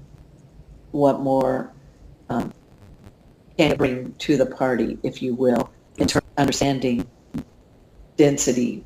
We are the lowest level of sentient free will, as you have said, consciousness in 3D. We are as removed from the throne as you can get without becoming an animal, a plant, or a rock. I was under the impression that those who came to physicality were very advanced souls who had what it took to be able to manifest in a scenario where they somewhat have an amnesia to their connection to source and a really strong emotional connection, stronger than any other entity in this probably universe. How off is that? Because we say we're the lowest or the closest. I just feel that we were highly evolved to be able to have what it takes to be able to manifest here. Yes, highly evolved. Came into this third density skin sack to learn to master matter and all of the complications that have arisen in this zone of creation. Very good. There are souls that originated here who have not had lifetimes in other realms. They were the Adam and Eve story, a spark that was dropped in. And so, again, it's learning as a soul from being originated in this experiment of Earth, that and being of Gaia versus being of Andromeda or being of Orion. Understood. So this is literally your next question, and I love the way it just comes together. What we would consider a new soul versus an old soul. Yes, they would be new souls. Oh, very good. Earth origin souls versus cosmic origin souls. This is amazing information. We're very blessed and happy to have the opportunity to really get these questions that so many have desired to get a better understanding of. How is Lynn's body doing now? She is fine. Oh, very good. Why has she recently been led to gain the understanding of the world of the Cabal and or Illuminati, for lack of a better word, and also the off-world forces? Why she seems to be called to teach about it and spread this awareness? This is one of her spiritual gifts that she has been reluctant to connect to. It is work that she has done in many lives as part of the office of Michael. She is aware of all that. She does not consider herself a warrior, yet she is a warrior. And her weapon is truth. As an observer, she was seeing that this mantle was not being taken up. Because this is a world of duality, and until one knows and understands the extent to which they have been led down that negative path of service to self, they cannot ascend on the positive service to others path. And so when we say there is no evil, or there is no darkness, right here on earth, these things do not exist. What you focus on, you create. Well, I mean, again, this is also because those they are and are being controlled to stop the flow of vibration. Had you ever thought that those who say that are aware of the vibration and they send unconditional love to those scenarios, but don't focus on it? Should there be a focus on it? How do you awaken? Oh, very good. Very, very good. We've had this before, and amazing, and very good. That's what I always would say when invite certain people bringing out certain information. Alex Collier, it's good that they bring up the information because, first of all, it's exciting, and it draws in, and then you know, as you continue to listen, more light is coming into these conversations that you are making. Different systems, go run away, house, go, and find out what's behind whatever you saw. Yes, that's where it comes. Yes. No charge, no charge. When someone says, "I just love everybody," just love, that is a judgment, because you many times they are assuming the other person's incapable of that level of love, and that is a negative charge, is it not? Very good. If you can elaborate on that, I am going to go and grab the cord to plug this in to make sure we don't run out of energy. Yes, it is a judgment, but it is also fear. If Christ stayed and said love, did he go amongst the darker forces and shine a mirror of their actions? He taught the disciples on neighbors against them for mastering I, David, I, Archons, they do exist.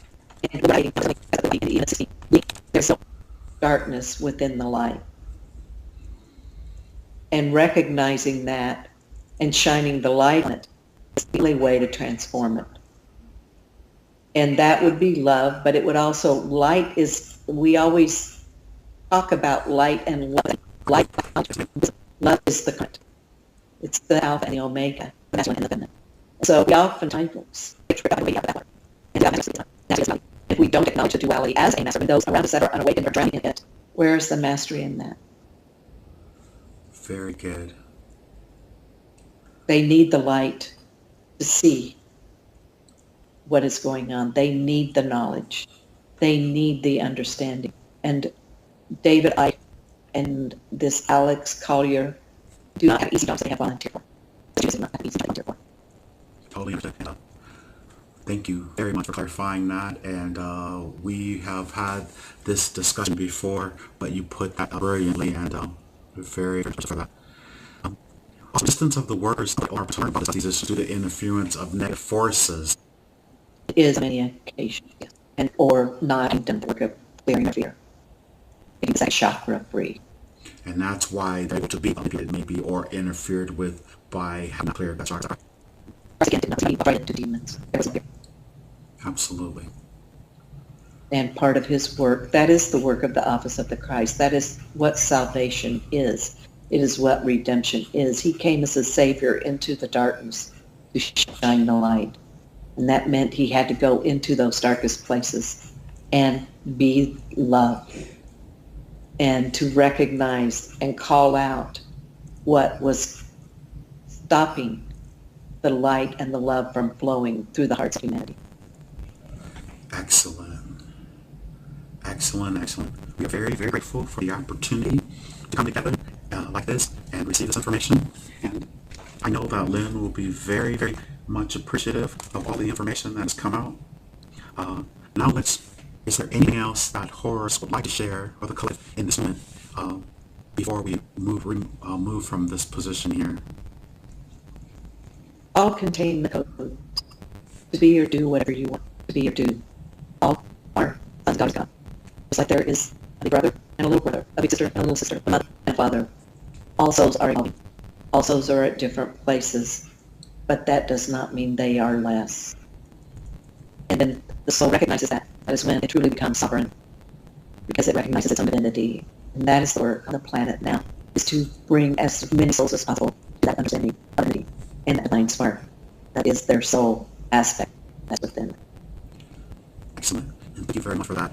And I have just one question that I'd like to ask. I'm very interested to know, of course, being a bird-like figure and having blue and indigo colors and the feathers, would Horus be representative of what we have been told as the avian, the blue? The avians are the angelic. It is part of the angelic lineage. And yes, he is. And the avian beings that are here are of that, again, with many different levels of responsibility. And yes, responsibility and task. But he is an avian. He is not one of the original builder races that were here. The avians that are here speaking are connected with the original builder races, actually very, very instrumental in the evolution of humanity and its consciousness in this zone. Horus is part of that, but beyond that. Does that make sense? Yes, it does. It makes very good sense. We're very grateful for that, and we're very thankful. Now let's drift away from the scene. We're drifting, floating away from the scene, leaving everyone there on their path to continue there on their journey, and they will find peace. We're leaving them to continue on their journey. Now I would like all the consciousness and personality of Linn to once again return to the body and fully integrate back into the body. May I speak to Linn's subconscious, please? Yes. I have permission to speak to Linn's subconscious. Yes. I respect the power of the subconscious because I know the subconscious takes care of Linn's body and does a very good job of it. I also know that the subconscious has the records of everything that has ever happened to Linn in this lifetime and all the other lifetimes that she has ever lived. So I respect the power of the subconscious, and I always ask for permission to speak to it and ask questions. Do I have permission to ask questions? Yes. I know the subconscious could have brought forth many different lifetimes for Linn to see today. You chose to bring forward this life for her as a young boy in a jungle with a golden pyramid. Why did you show her that particular life? It is what Gaia wanted her to see. The pristine, vibrant life and connection to the higher realms. It represented the grid and her responsibility as that pyramid was her coming to the planet to set up the life systems. Oh, beautiful. And then the next life that you showed her was that of a queen of the Nile. Well, we just used the word the queen of the Nile, but she was in Egypt, the country. Why did you show her that particular life? She has been Egyptian in many lifetimes and always involved either with the royalty or the priesthood. It is because to remind her of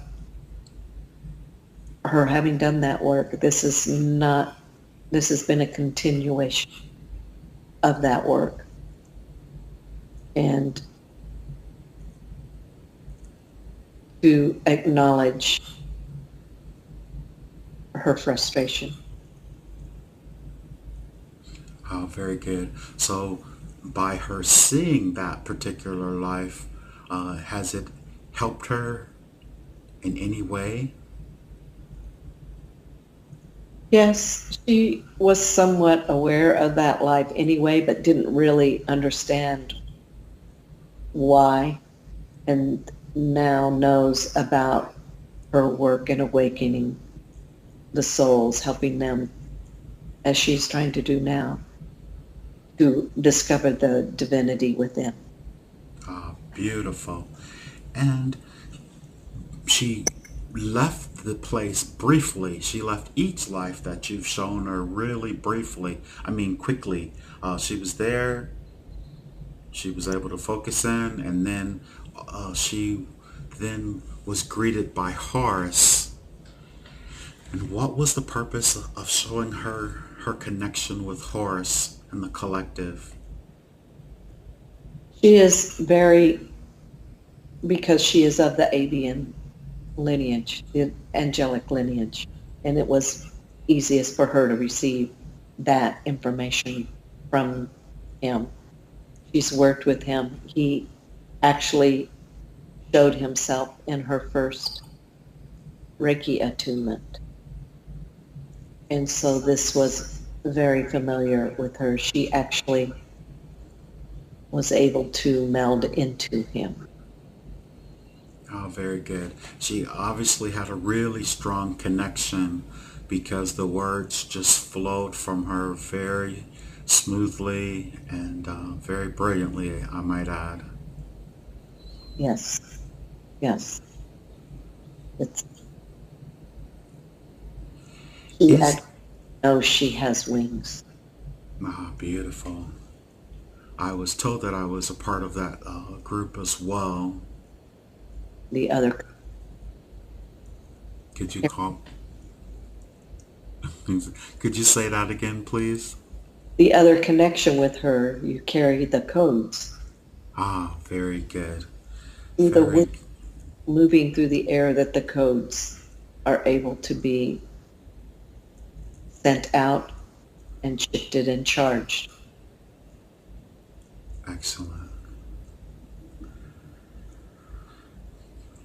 I would ask you now, could you please scan her body with your loving unconditional light?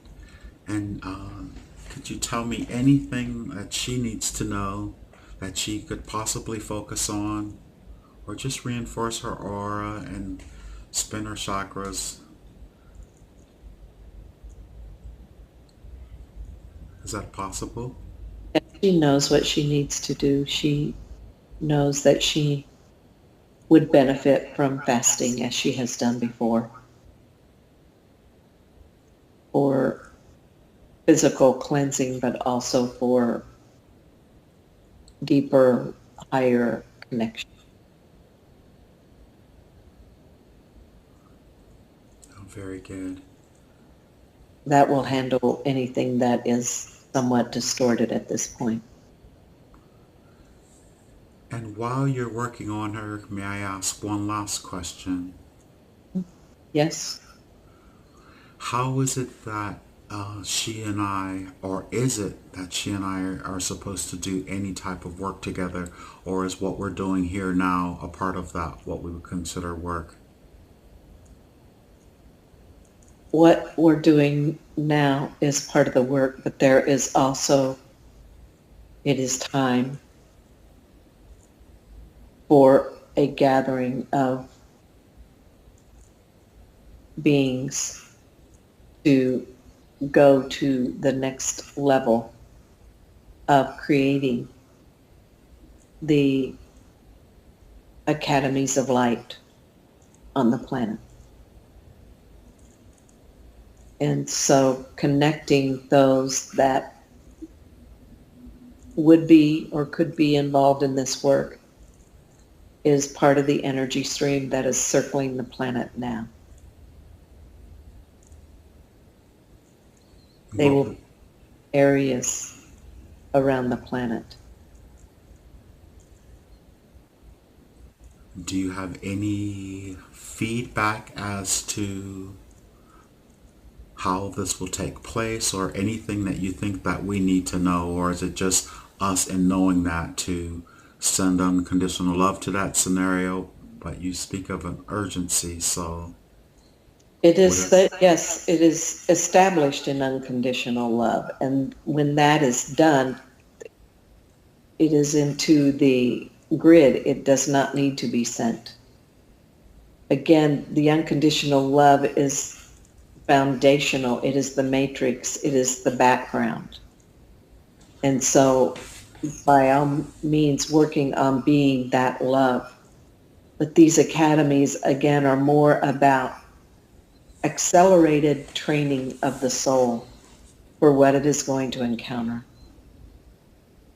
And making sure that every soul, much like the Christians with their message that they got about being missionaries around the planet and spreading the word of God, these beings that are being called into action now are like those missionaries that have the word, have the understanding of who we are, why we're here, where we're going, what the opportunities are. And the energy is here, is coming, that will lead those that are seeking to them more readily than in the past, literally becoming stronger beacons of light. And the reason Hank was brought in is because he has this non-fear of understanding the whole human experience and coming to the place of being able to explain, you choose this path, this is what is in front of you. You choose that path, this is what is in front of you. You make the choice. There is no judgment there. And that is indeed part of his work. And that is what these schools will be as well. Because if someone is drowning in the chaos, however that may be manifested, whether it's poverty or perception of lack of abundance, because Americans do not know what poverty is truly. Truly. They perception of lack of abundance, abuse, up to including, murder, etc. These things have to be acknowledged and healed. And how can that happen if they are not focused on?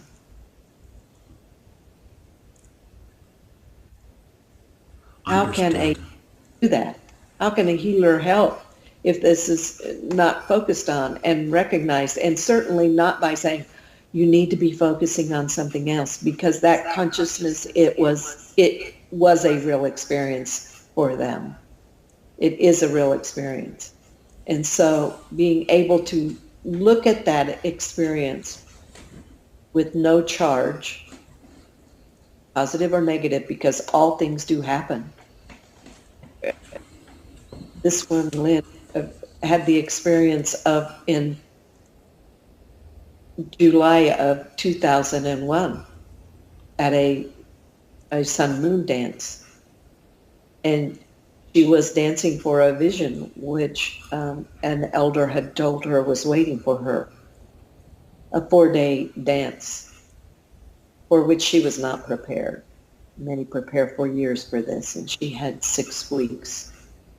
She went to this dance to get this vision, but not wanting to do the dance. When she got there, knowing she was not physically, she had not trained, did not think she would be physically able to dance. This was in the high desert plains in Colorado, where you dance 24 hours a day for 4 days with no food or no water.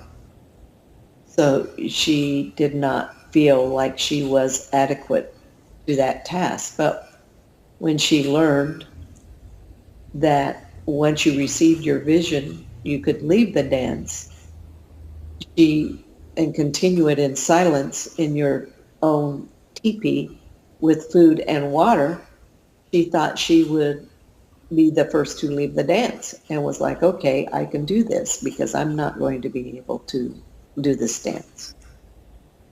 She ended up dancing the whole dance because she was not allowed to collapse, which is typically when one receives a vision in a dance, is upon the point of collapsing. But she is an energy conduit, so there is no way that she would run out of energy. But also others were using her energy for their various purposes to stay in the dance and receive their badge for completing the dance. That does not mean that she did not get her vision. She received the vision as a 4-day conversation. During that time, she was told about 911 and that it would be happening in September. She did not know what was going to happen. She just was told there would be a major event that would shift the consciousness of the world. And she was being asked to make changes in her life to accommodate this and her work after that event. She could not understand why she had to do those changes if this major event was coming, because she was being asked to become a colon therapist and to start a healing center in Nashville. And she was trying to figure out why, if there was a major event, thinking nuclear bomb, comet, something hitting the planet where everyone would be in survival mode, why they would be interested in cleaning out their bowels. And she was told that it was just the first event of many that would be used. But not only that, her question was, why are you doing this? Why is that necessary? Because she was on that pendulum that all was love, there was no need for negative things. And God said to her, how else do I awaken them? They do not pay attention to the other things. So when we disavow those things, they are tools that He, even though they are of the negative aspects, and we're being planned by the negative aspects, sure, the higher forces could have came in and stopped them, but they did not, because of our free will and the plan, but also because they were able to use those as tools of awakening. And so as we see things get darker and darker on our planet, the hope is that there will be enough, whether it is the 500 that you talked about, or the 144,000, which others mention, or the 144, but that whatever that number is for the 100th monkey, that they will suddenly be able to see that there is light, and they can choose, and many will. But there will be some, as she learned in this dance, who will not make that choice. Understood. That was a mouthful and an earful, and very pertinent, and we are very appreciative for this information. How is her body now? She is doing good. She's an energy conduit. And have you finished scanning her body? Yes. Is there anything that she needs? What do you think that space is? Do you think that's where you live, or what is your impression of the space?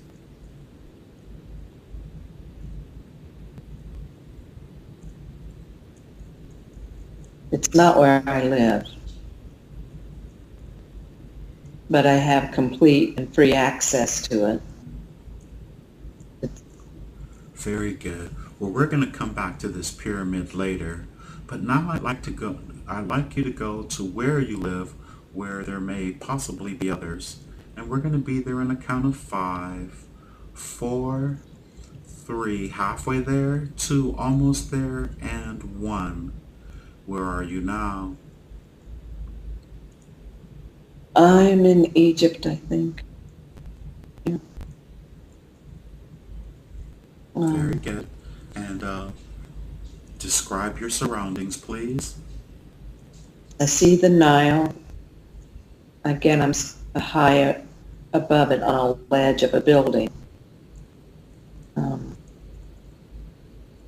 Looking at it, it is a busy, there's people all around doing no work and such. And as you look at this space, what time frame do you think it is? 1200 BC. 1200 BC. Can you see the pyramids on the Giza Plateau?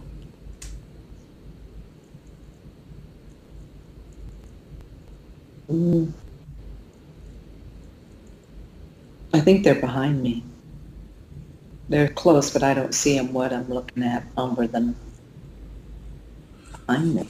Okay, so is it possible for you to go to the other side of, like you say you're on a balcony on this building, and if you turn around and go into the building, what's inside the building? Great hallway, lots of pillars, a lot of people going and to and fro. So basically, you live here in this city, but do you live in that building there? You think you're Yes, I live in the very good. Now look at yourself. How are you dressed? What are you wearing? uh, a long, uh, shimmery skirt with that's waisted. I'm a female, so I'm wearing what the women wear. Then there's a bodice top, but my space between my top and my skirt is bare. Bracelets all up and down my arm, 3 on the left arm, 2 on the right. Um, Rings, headdress, Who are and you? Do you have a name? Do you know who you are? Just curious. hot shiput.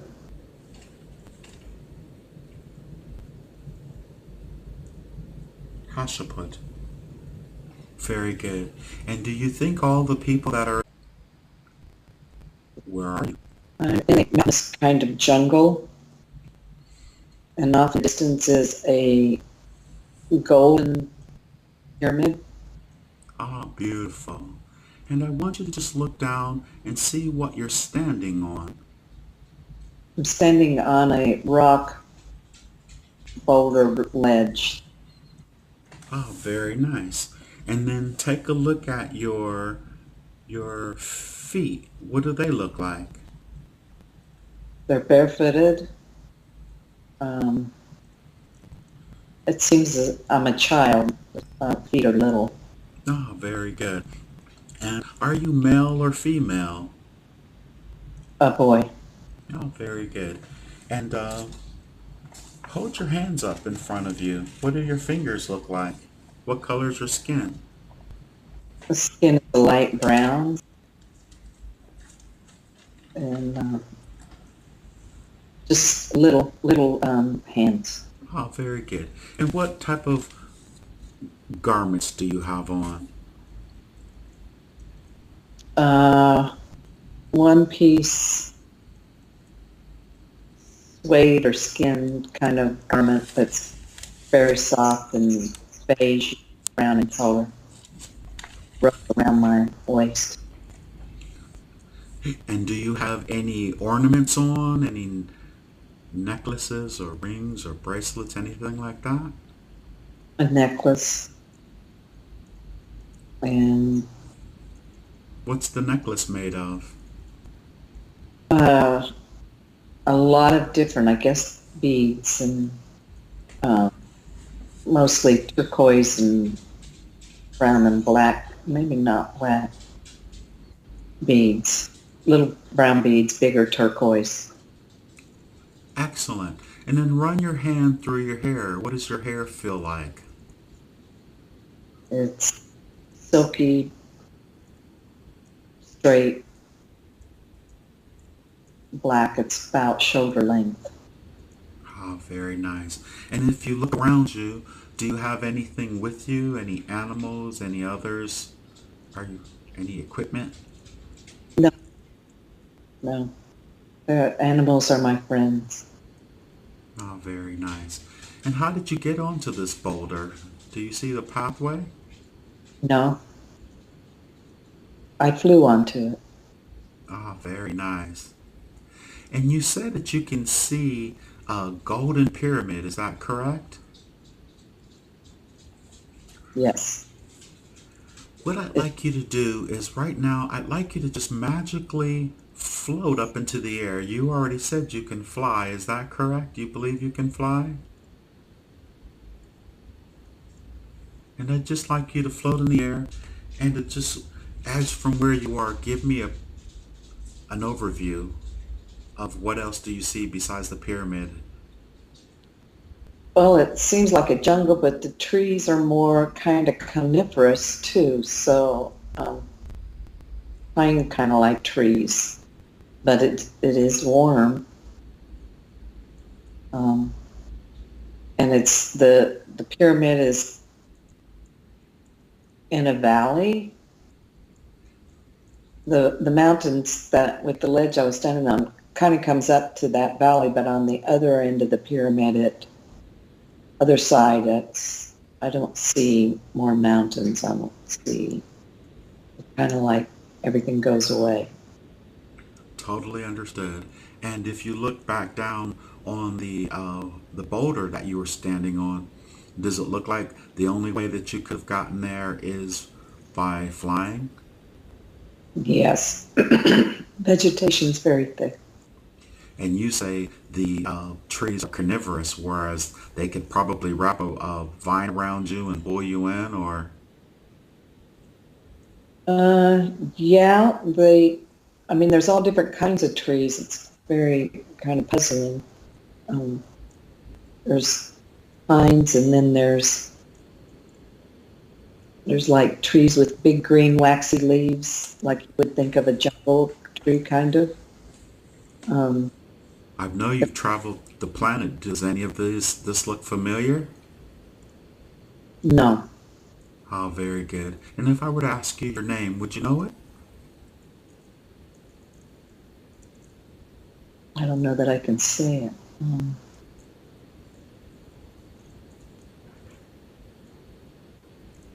Sharuka. Sharuka. Very good, Sharuka. Sharuka, would you like to go and visit that pyramid and get a closer look? Yes. Oh, very good. Seeing that the vegetation is carnivorous, let's fly over to the pyramid. And flying up, you don't have to fly. I know you're going to get there soon enough. Could you describe anything that you see down below you, such as any type of animals or other humanoids? No, it's just all the trees. It's very, very isolated. Very. I don't see any civilization. I don't. All I see is light now. And let's go ahead and land. Let's get there in a count of 5, 4, 3. Halfway there, 2, almost there, and 1. You've made it. Where are you now? I'm inside it. Ah, you're inside the pyramid. Do you recollect how you were able to get inside? I just melted through it, kind of. Ah, very good. And what are you standing on? Um, a gold stone floor, I guess. There is lines on it. I don't know if they are stone or stones have been. That's okay. Don't try and figure out. Just go ahead and describe whatever you see. And what about in the room? How tall is the ceilings or the roof? Um, I would say 40 or 50 feet. Very tall. Excellent. And how is the space shaped? In the shape of the pyramid. So you're inside a triangle room within the... Yeah. And how are the walls adorned? There is writing on them. They're gold and shiny. It's like you have to focus on an area to be able to see what's written there. Understood. And is there anyone else in the space with you? No. And just that being in that space, in this place, are they servants or workers? Some are. Some are. Is there any furniture in this space? Yes. Seating, there's a bed. At my desk, a little writing desk.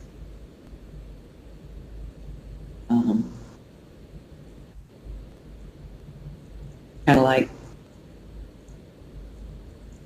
divans, not really chairs, just like cushy, kind of like seating.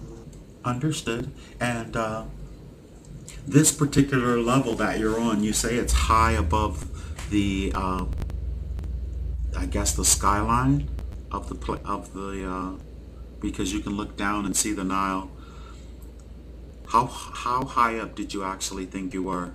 Say, for instance, you've been to a big hotel. Like, what floor do you think you could possibly be on? Like on the second floor, and you can see out the window. Above the Nile, but it's not a building that's got a lot of levels. It's a building built on a hill or something.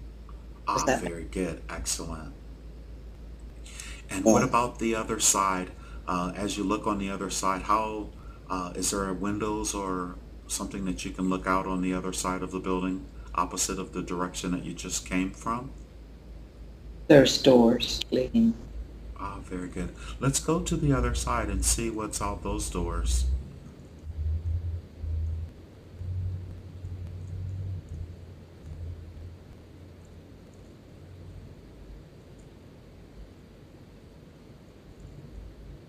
I know you're in Egypt, but you might not be in Cairo, so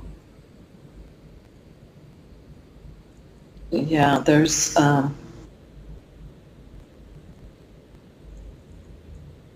if I'm standing on a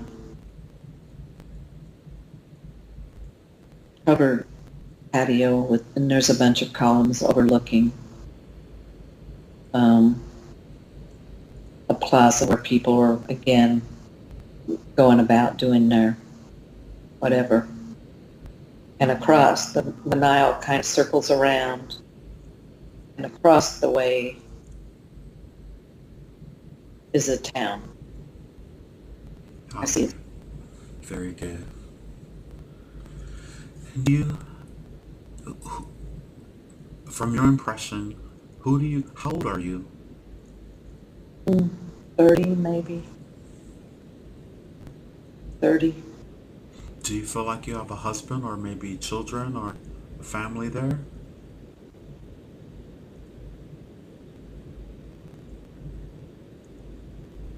I have a brother, but he's not here. Excellent. Now, out of all the people that are standing around you, is there anyone who is almost like your guard or someone who stays close to you at all? Yes. Ah, very good. And describe character or person, please. An older man. Um, he's wearing a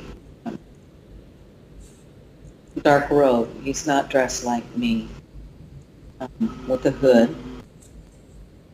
He has a uh, cane, not a cane, a staff that he has with him all the time. Very good. Now, this gentleman you could actually get some answers from. I want you to just acknowledge him and see how, when you acknowledge him, how does he respond? What does he do physically? He smiles, he lights up. Um, his eyes are very sparkly and gentle. He's been with me a long time. Does he feel like guardian? He's a guardian and teacher. Uh, he is an intercessor. He stands between me and others. Ah, very good. And I would like for you to ask him what your role is, and he'll tell you. He actually knows what you're doing. Well, I'm queen, Ah, you're the queen. and it was not something I wanted at all. Do you have a king? No. And if you ask him, how did you become the queen? He'll tell you.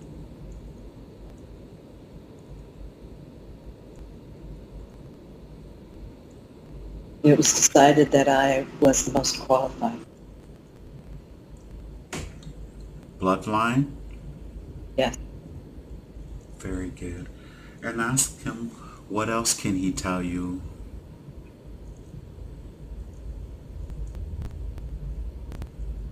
What could he share with you? That I don't wear this crown lightly. What I am trying to bring to the people is not accepted well, and I have to fight hard to And make, what are you? I'm sorry. to make the changes. To make the changes. And I'd like you to speak loud and clear. It's absolutely okay. Very nicely. And what are you trying to bring to the people? To help them know that they are all sovereign souls, that they all are God's, and that they need to wake up, that join us or whatever they are. They are, And and this is hard for them to accept. is the reason why it's hard for them to think in those terms or in that way? Have they been suppressed before? Yes, they're slaves for the most part. And who suppressed these people? Who were their?